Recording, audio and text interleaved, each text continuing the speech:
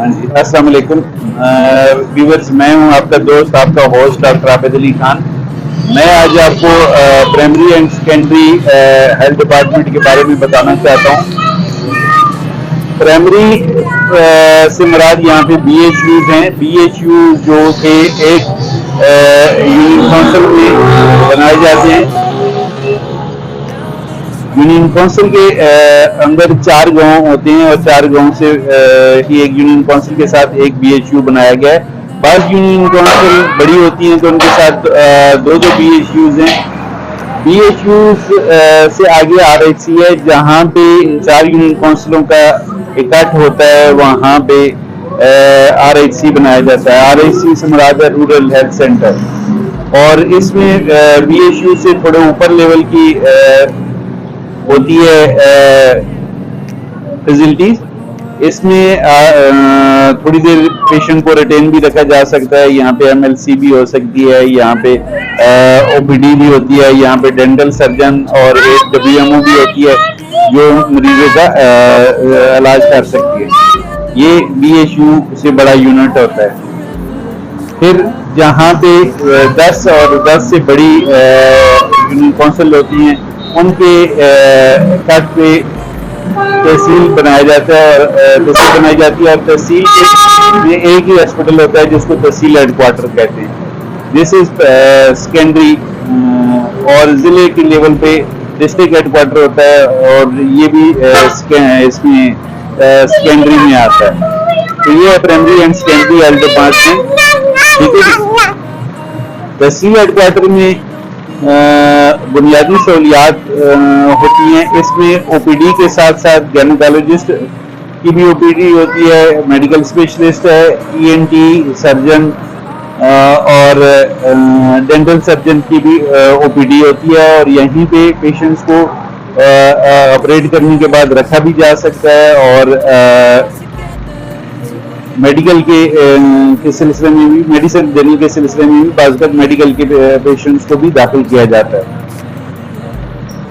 यहाँ पे एक बात बताता चलूँ, जो बहुत सारे दोस्तों बाबू का गिला होता है, फेसबुक पे पोस्ट लगी होती है जी कि तहसील का हेडक्वार्टर में बोर्ड लगा दें कि इसको रावलपिंडी ले जाएं, इसको रावलपिंडी ले जाएं। तो इसको जवाब देना चाहता हूँ कि जी देखें, बेसिकली तहसील हेडक्वार्टर हॉस्पिटल जो बनाया गया है, इसमें बेसिक मेडिसिन है, या दूसरे अल्फाज में समझने के बिग फिल्टर क्लिनिक बनाया गया है। क्योंकि किसी भी पंजाब की तहसील हेडक्वार्टर अस्पताल में ना तो CCU है, कार्डिक केयर यूनिट है, ना तो ICU है, इंटेंसिव केयर यूनिट, ना तो NICU है, न्यूनेटल इंटेंसिव केयर यूनिट। तो जब तक ये सहूलियात नहीं होंगी, ऐसी जगहों पे सीरियस पेशेंट को नहीं रखा जा सकता। फिर यहाँ पे न्यूरो सर्जन नहीं होता। तो हमारे यहाँ जब एक्सीडेंट होता है तो ज्यादातर हेड इंजरीज के साथ पेशेंट आते हैं। तो हेड इंजरीज वाले पेशेंट्स को पिंडी रेफर किया जाता है। तो आइए आपको तहसील हेडक्वार्टर अस्पताल के अंदर ले चलते हैं, वहाँ पे दिखाते हैं कि कौन कौन से रूम हैं, किस किस तरह के रूम्स हैं। तो आज हमारा topic primary and secondary health department के साथ साथ आपको तहसील हेडक्वार्टर दिखाना भी है। तो चलिए हमारे साथ रहिए।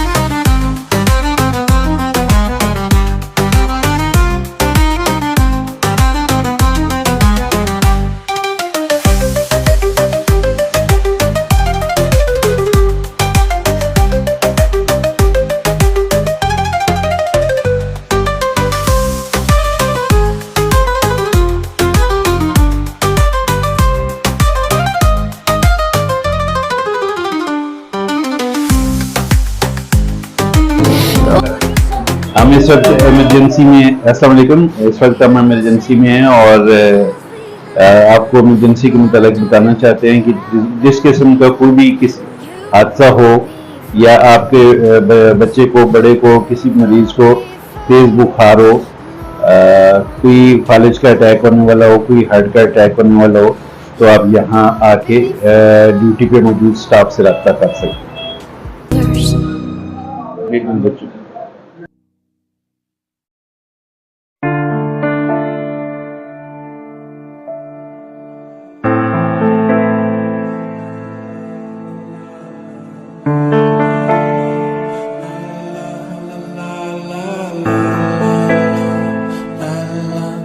I just can't get you out of my head.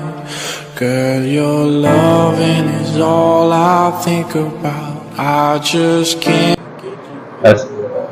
जी, ये हमारा इमरजेंसी वार्ड है। यहाँ पे ECG हो सकती है और यहाँ पे हम इमरजेंसी में पेशेंट को रिटेन कर सकते हैं।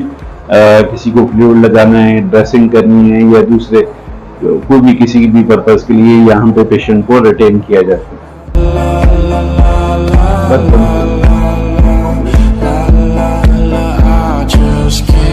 जी, ये है MS का रूम। यहाँ पे तहसील हेडक्वार्टर अस्पताल के इंचार्ज बैठते हैं, ये उनका ऑफिस है और यहीं से वो अपने ऑर्डर वगैरह जारी करते हैं और जितने मैनेजमेंट का काम है वो यहाँ पे बैठ के देखा जाता है।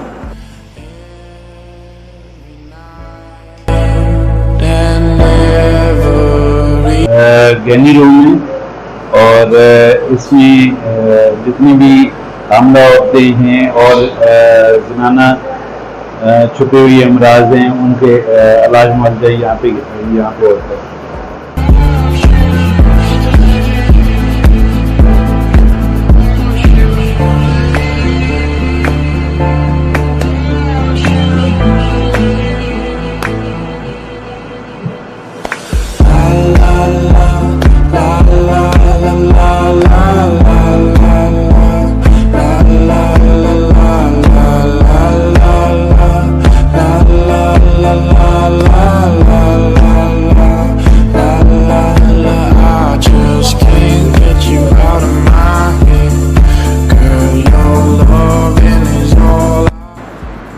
ये रूम नंबर 6 है और ये EPI रूम है, एक्सपेंडेड प्रोग्राम ऑफ इम्यूनाइजेशन। जितनी भी बच्चों को अफाजती टीके लगाए जाते हैं वो इस कमरे में लगाए जा सकते हैं। अफाजती टीकों के मुतालिक बताता जाऊँ कि पैदाश के फ़ौरन बाद और उसके 6 हफ्ते बाद पैदाश के और पैदाश के 10 हफ्ते बाद और फिर 14 हफ्ते बाद इब्तदाई टीके लगवाए जाते हैं। उसके बाद 9वें महीने में मीजल्स खसरे का टीका लगता है और फिर 15वें महीने में और फिर 5 साल बाद रिपीट कर सकते हैं। जबकि अभी तक टाइफाइड और कोलरा वैक्सीन जो है वो EPI प्रोग्राम में शामिल नहीं है। इवन के न्यूमोनिया की भी एक वैक्सीन EPI प्रोग्राम में शामिल नहीं है। इसकी वजह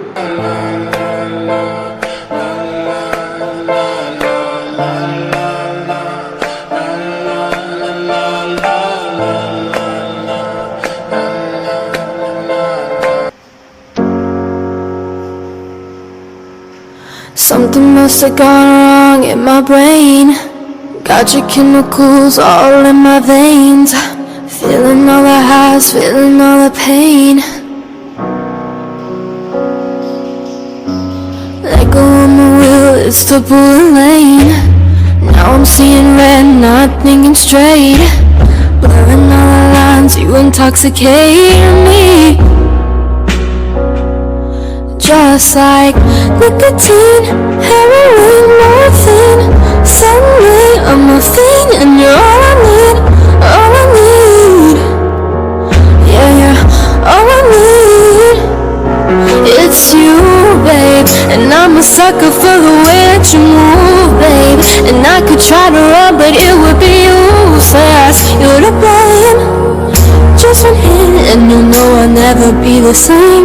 It's you, babe, and I'm a sucker for the way that you move, babe. And I could try to run, but it would be useless. हाँ जी, हम सीसील हेडक्वार्टर अस्पताल के अंदर जो ही दाखिल होते हैं तो बाईं साइड पे दाखिल होते वक्त एक बरामदा नजर आता है। यहाँ पे मुख्तलिफ कुर्सी लगी हुई है।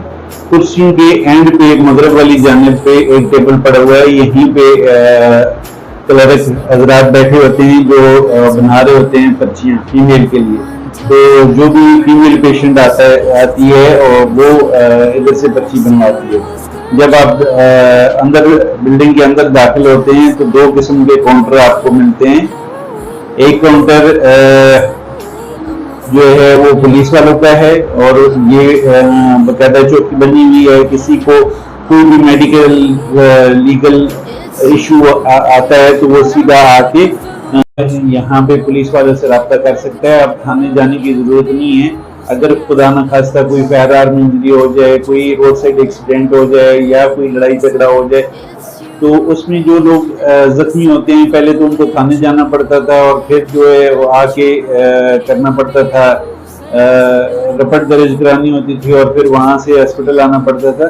तो अब ये सब कुछ करने की जरूरत नहीं है। आप डायरेक्ट अस्पताल आए, अस्पताल आके खिदमत काउंटर पे बैठे हुए ड्यूटी ऑफिसर को बताएं, वो आपका वहीं पे आप का नाम वगैरह लिखेगा और वहीं पे आपको नक्शा मजरूबी या इसकी असूल मेडिकल को लीगल की एप्लीकेशन लिख देगा जिसको उर्दू में नक्शा मजरूबी कहते हैं।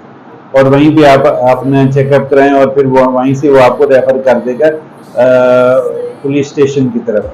लेकिन वो भी खुद ही लीगली डॉक्यूमेंट भेजेगा आपको। अगर कोई ई आ रहा है, कोई इमरजेंसी है तो शायद आपको किसी भी जगह ओपिनियन के लिए या इलाज मुआवजे के लिए रेफर करना पड़े तो आप रेफर हो जाएंगे या आपका पेशेंट रेफर हो जाएगा। लेकिन आपका जो मेडिकल लीगल का काम है ये पुलिस वाला खुद सारा काम करेगा।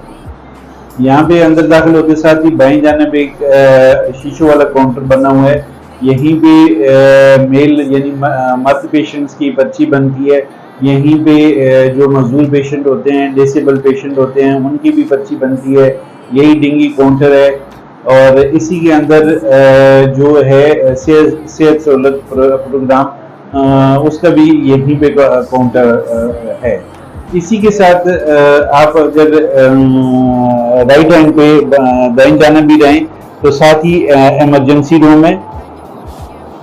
इमरजेंसी रूम के अंदर भी हमने वीडियो बनाई और उसमें बताया आपको कि इमरजेंसी की सूरत में यहाँ पे रब्ता कर सकते हैं। आगे चलें तो कमरा नंबर 14 है। यहाँ पे मेडिकल स्पेशलिस्ट बैठती है। मेडिकल स्पेशलिस्ट के अपोजिट चलें तो कमरा नंबर 10 है। यहाँ पे टीबी के मरीजों का इलाज मुआवजा होता है और यहीं पे तशखीस होती है।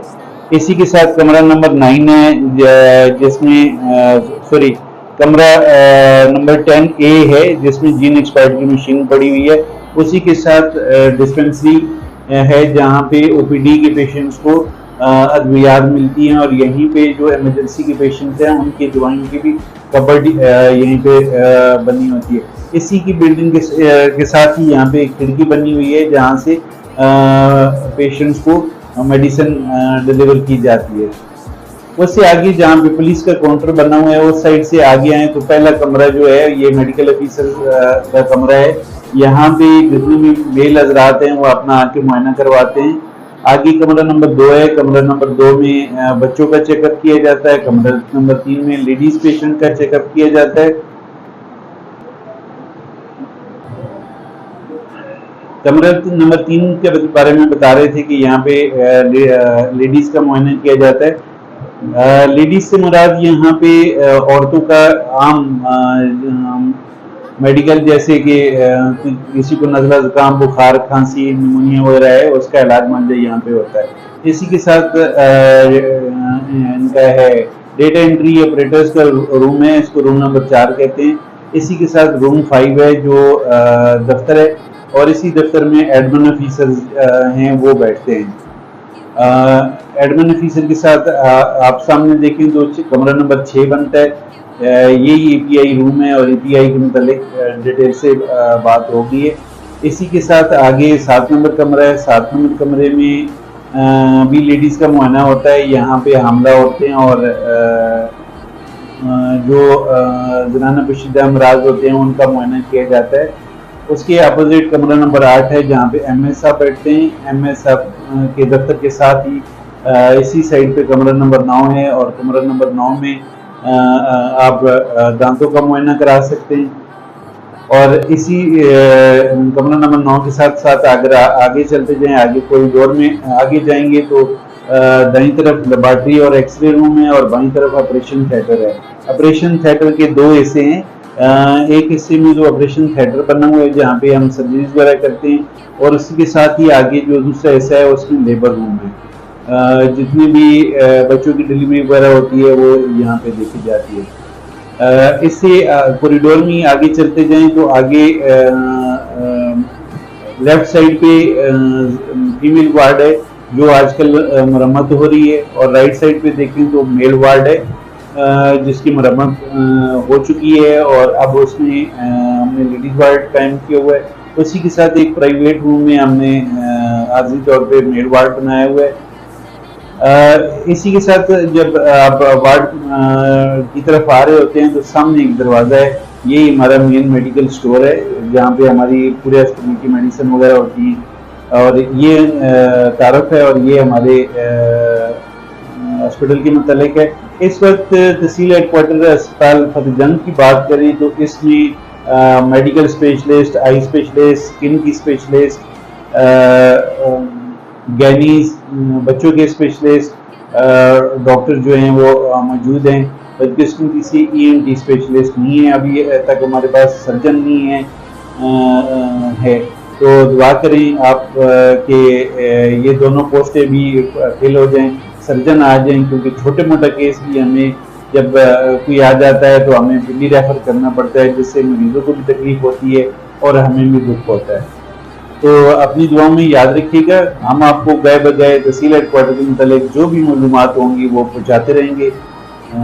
तो इसी के साथ इस बात पे इजाज़त रहेंगे कि एहतियात करें, खुद भी करें, बच्चों को भी कराएं, ताकि आप भी महफूज रहें और हम भी महफूज रहें। जज़ाकल्लाह खैर, अल्लाह हाफ़िज़।